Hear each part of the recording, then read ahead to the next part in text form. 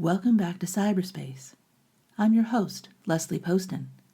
This week, we're talking about a CNN investigation that should have stopped everyone in their tracks, and what it says about women's psychological safety that, for a lot of men, it didn't stop them in their tracks. So, what was actually found? In March, CNN published the results of a months-long investigation into what it called an online rape academy, a network of men using encrypted platforms to coordinate the drugging and sexual assault of their partners, sharing footage of those assaults, and coaching each other on how to avoid detection.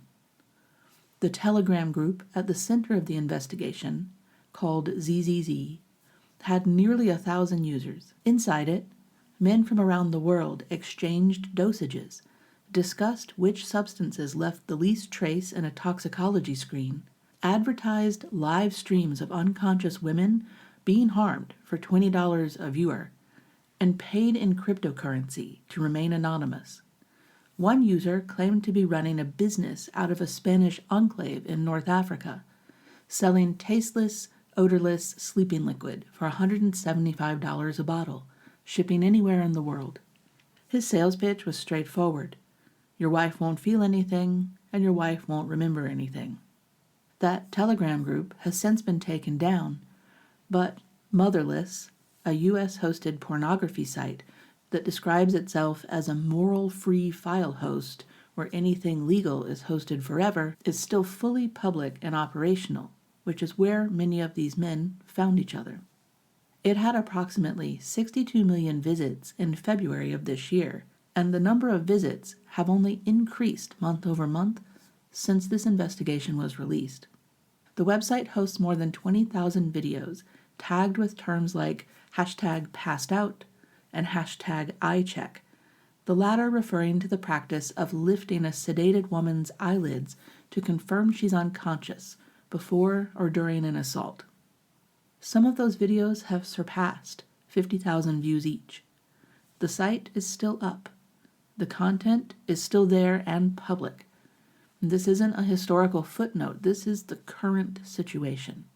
For anyone who followed the Dominique Pelicot trial in France, none of the underlying mechanics here are surprising, and that's exactly my point. Pelicot used a chat room called Without Her Knowledge to recruit dozens of men to rape his wife Giselle while she was drugged unconscious. She was raped more than 200 times by 70 men over the course of years. After that trial, Giselle Pelicot stood in that courtroom and said shame must change sides. The reasonable expectation was that the world had now been confronted with something it couldn't ignore any longer. But what the CNN investigation shows is that this network didn't disappear, it just migrated, adapted, and kept growing. You're seeing this network expand onto social media with the current TikTok trend where young men are training how to physically assault women who tell them no or refuse to give them their phone number. When the CNN story broke, something very predictable happened. A version of the story spread on social media, claiming that 62 million men had attended the Rape Academy. And that number is imprecise. As social media does, it distorts things. That 62 million represents total site visits to Motherless, not members of the ZZZ group specifically. But the all-too-predictable response from a significant portion of men online was to make that inaccuracy the story. What I want to focus on is what that pivot reveals to us, because the impulse to reach for a statistical objection when confronted with evidence of organized sexual violence against women isn't about accuracy. It's kind of a cultural reflex. It's basically rape culture doing what rape culture does, finding the nearest available reason to look somewhere other than directly at the harm being done. A significant portion of the male-dominated discourse around this story has shifted almost entirely to this numbers debate.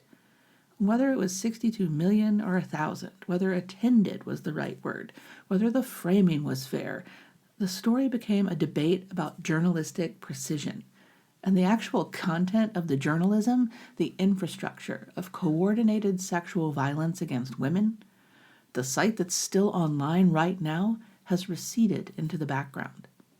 This is a textbook example of what psychologist Albert Bandura called moral disengagement. Longtime listeners will recognize that term from previous episodes. Bandura's research maps out the cognitive strategies people use to avoid confronting information that conflicts with their self-image as a decent person. One of those strategies is distortion of scale, minimizing how widespread or serious something is. Another is displacement of responsibility, or focusing on a procedural problem, like an inaccurate statistic, rather than an underlying harm. Semantic derailment, as I call it, does both at once. You signal that you care about accuracy, you position yourself as a careful thinker, but you successfully avoid sitting with what the story is actually about. It's not a conscious conspiracy, it's more like a cognitive escape hatch. And people who use it don't necessarily realize that that's what they're doing. The problem is that it doesn't happen in a vacuum. It's happening in living rooms, at dinner tables, in the office, in Slack channels, and in the text thread, where someone shares the CNN story and a man immediately responds with, "Well, actually, to be fair, that 62 million number is misleading." The women in those spaces are watching their pain and trauma get minimized in real time. Jennifer Fried's betrayal trauma theory was developed to explain why the source of trauma matters as much as the trauma itself. Her research shows that when harm comes from someone a person depends on or trusts, like a partner, parent, or maybe an institution, the psychological damage is compounded in specific ways. The nervous system has to manage a particularly impossible math. The person I need is also the person who hurt me or who won't acknowledge that I'm hurt. One of the documented adaptations to this bind is what Fried called betrayal blindness, a kind of motivated not knowing that helps a person stay functional in a relationship they can't safely leave. What I'd like to extend that framework to cover is what happens when the betrayal is not physical, but is epistemic. When the men in a woman's life respond to documented evidence of organized violence against women by litigating footnotes, they're communicating something, maybe not necessarily intentionally, but definitely clearly, about whose reality gets taken seriously. For women who are survivors of drug-facilitated assault or partner rape specifically, watching the people around them retreat into semantic debate isn't an abstract political frustration. It's a direct echo of what Dismissal felt like the first time. Zoe Watts, one of the survivors CNN interviewed, described her ex-husband's confession as a list of wrongdoings delivered like a shopping list. She also described people responding to her disclosure with, "But he's your husband," or, "But you weren't awake, so it's not the same." The pivot to, well, technically, the 62 million figure is misleading, is just a different register of the same move. It centers the discomfort of the person responding over the reality of the person affected. Research on social invalidation, or the experience of having your emotional or psychological reality dismissed by others, consistently shows that it increases psychological distress, deepens shame, and makes future disclosure less likely. And this matters practically because one of the most significant barriers to women reporting sexual violence to anyone, whether that's their partner, an employer, or maybe law enforcement, is the anticipation of exactly this response. Every time a man in a woman's life demonstrates that his first instinct is to find the flaw in the framing rather than to reckon with the content of what he's being told, he's contributing to the environment where she already knows what disclosure will cost her.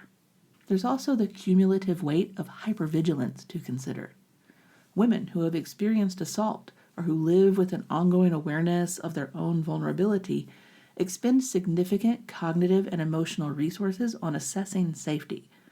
They're reading situations, reading people, making constant low-level calculations about who around them is trustworthy. That mental and emotional labor is exhausting and remains largely invisible.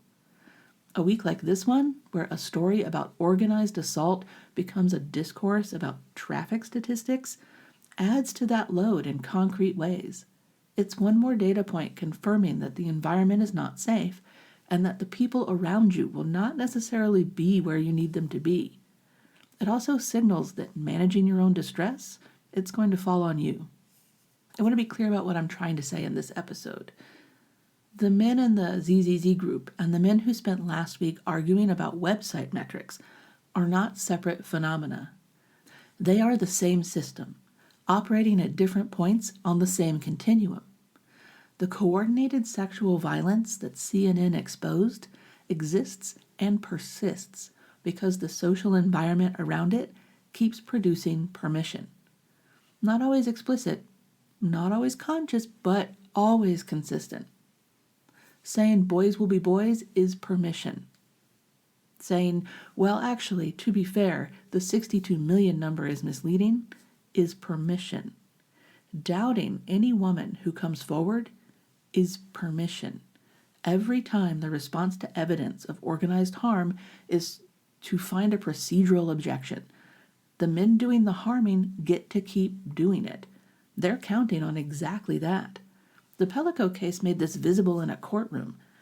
70 men total, 50 of whom were in the lawsuit, who each in their own way found a reason that what they were doing was, not really as harmful as she said it was.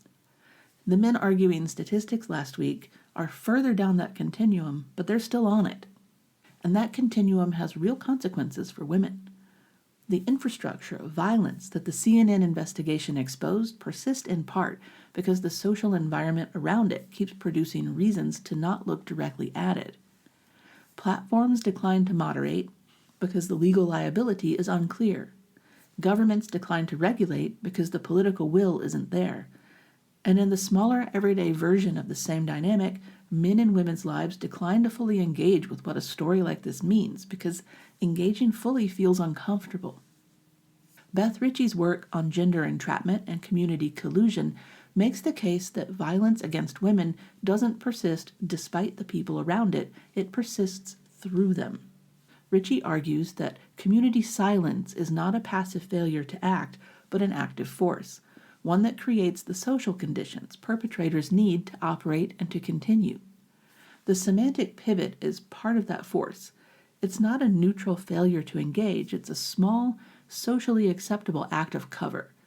It makes the story manageable, keeps the discomfort contained, and sends a clear signal to anyone paying attention about how much scrutiny this particular kind of harm will actually receive.